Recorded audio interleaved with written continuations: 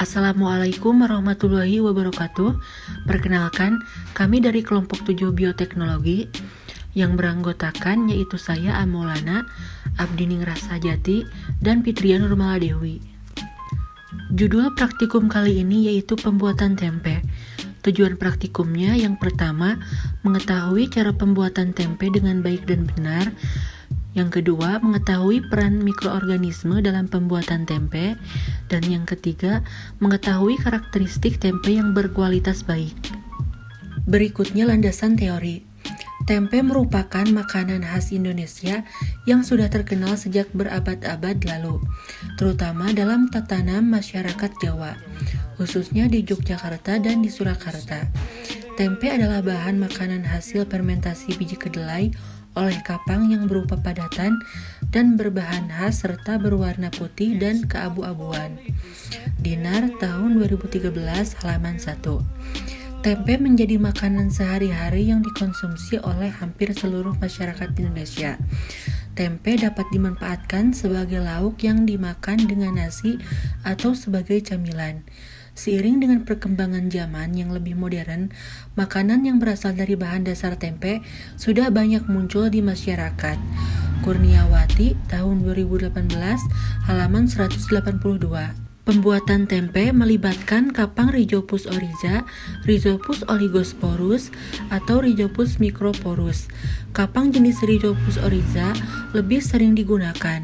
Rhizopus oryza merupakan kapang pemecah protein dan lemak paling baik. Kapang Rhizopus merupakan batang pemecah karbohidrat yang baik. Sarwono tahun 2010 halaman 33 sampai 43. Tempe adalah hasil karya berbagai jenis mikroba, yaitu kapang, bakteri, dan hamir, yang tengah bersinergi sedemikian rupa dalam melakukan proses. Yang pertama, penguraian senyawa kompleks menjadi senyawa yang lebih sederhana, sehingga mudah diserap dan digunakan tubuh. Yang kedua, penurunan atau penghilangan senyawa anti gizi dan senyawa beracun yang berbahaya bagi tubuh.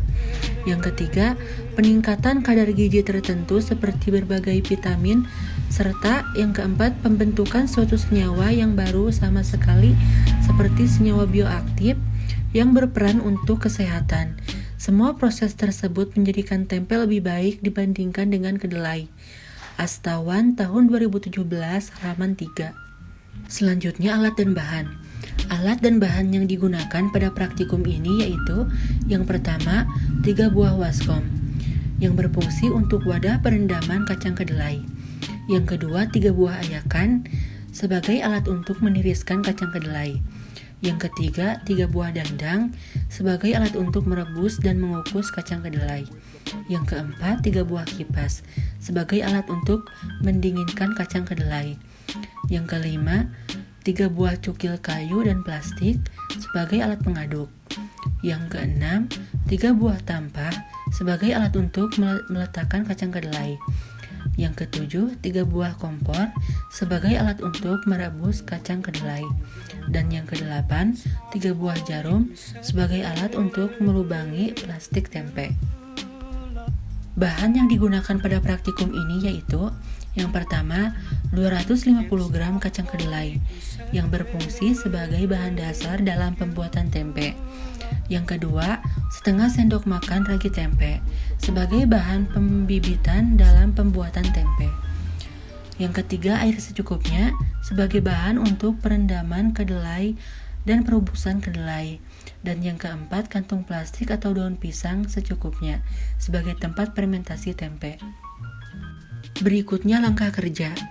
Kacang kedelai dicuci dan dibersihkan dari bahan-bahan lain yang tercampur hingga bersih. Kemudian, kacang kedelai direndam selama 12-18 jam. Setelah direndam selama 12-18 jam, kulit biji kedelai dilepaskan, kemudian dicuci atau dibilas menggunakan air bersih. Selanjutnya, biji kedelai direbus sampai terasa empuk. Setelah terasa empuk, biji kacang kedelai diletakkan pada saringan yang telah dibersihkan. Selanjutnya, Kacang kedelai dikipasi sambil diaduk-aduk hingga biji-biji tersebut terasa hangat. Ragi tempe yang telah disiapkan ditaburkan sedikit demi sedikit sambil diaduk-aduk hingga merata.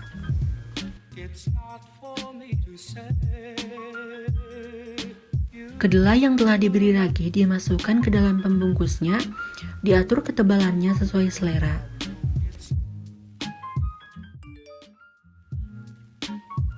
Jika yang digunakan sebagai pembungkus adalah kantong plastik, maka kantong plastik itu diberi lubang-lubang kecil dengan jarum. Inkubasikan kacang kedelai ini pada suhu kamar selama 1-3 hari hingga seluruh permukaan kacang kedelai tertutupi jamur. Berikutnya hasil pembuatan tempe. Berikut adalah hasil pembuatan tempe oleh praktikan 1.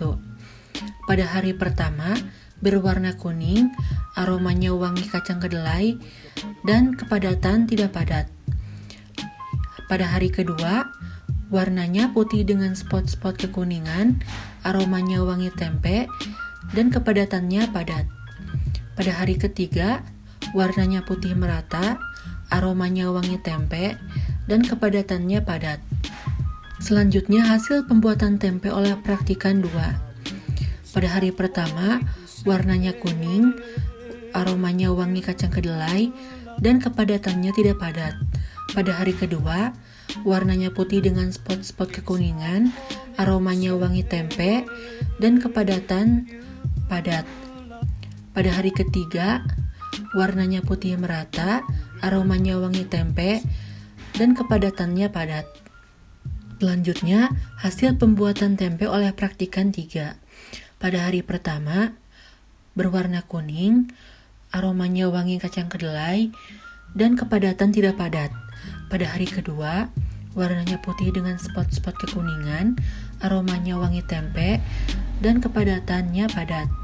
Pada hari ketiga, warnanya putih dengan spot-spot kekuningan, aromanya wangi tempe, dan kepadatannya padat. Berikutnya pembahasan. Pengamatan pada pembuatan tempe ini dilakukan secara berkala, yaitu selama 3 hari berturut-turut. Adapun aspek yang kami amati pada pengamatan pembuatan tempe ini, diantaranya warna, bau, dan kepadatan. Aspek pertama yaitu warna. Pada hari pertama, ketiga tempe yang dibuat menunjukkan warna kuning yang berasal dari warna kedelai. Kemudian pada hari kedua, sudah warnanya mulai berubah dari kuning menjadi putih spot kekuningan. Dan setelah hari ketiga, terdapat perubahan warna pada tempe A dan B, yaitu berubah menjadi warna putih merata. Sementara tempe C tetap berwarna putih berspot-spot kuning. Sesuai teori Barus tahun 2019 halaman 19 bahwa warna putih pada tempe merupakan warna dari miselium kapang yang mengikat kedelai. Kriteria warna tempe yang baik berdasarkan SNI tahun 2015 adalah warna putih yang merata pada seluruh permukaannya. Berdasarkan SNI tahun 2015 tersebut, maka hanya tempe A dan B yang memiliki warna yang sesuai dengan kriteria tersebut, sedangkan tempe B tidak sesuai dengan SNI karena terdapat spot-spot kekuningan. Telah dilaporkan berperan dalam menangkal radikal bebas. Potensi ini turut ditunjukkan oleh aktivitas antioksidan terhadap radikal DPPH dari ketiga tempe yang membentuk spot kuning. Aspek yang kedua yaitu aroma.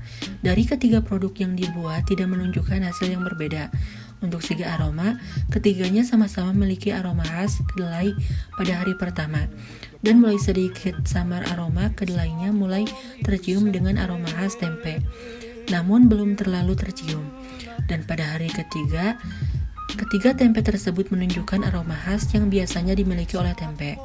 Sesuai teori Soekardi tahun 2008 halaman 7, aroma tempe yang khas terutama ditentukan oleh pertumbuhan, kapang, dan pemecahan komponen-komponen dalam kedelai menjadi senyawa yang lebih sederhana, yang bersifat volatil seperti amonia, aldehid, dan keton. Aspek yang ketiga yaitu kepadatan. Dari ketiga tempe yang dibuat, didapatkan hasil bahwa pada tempe A dan B memiliki tingkat kepadatan yang baik karena ditunjukkan dengan warna putih yang merata dan miselium yang tumbuh lebih banyak dibandingkan tempe C.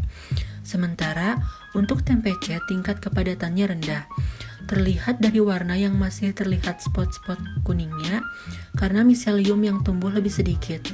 Hal ini sesuai dengan teori Barus tahun 2019 halaman 20 yang menyatakan bahwa kriteria tempe yang baik adalah bila miselium memenuhi ruang antar butiran kedelai sehingga teksturnya yang kompak dan tidak hancur bila dipotong. Semakin banyak miselium kapang yang tumbuh pada tempe, semakin baik tekstur tempe tersebut.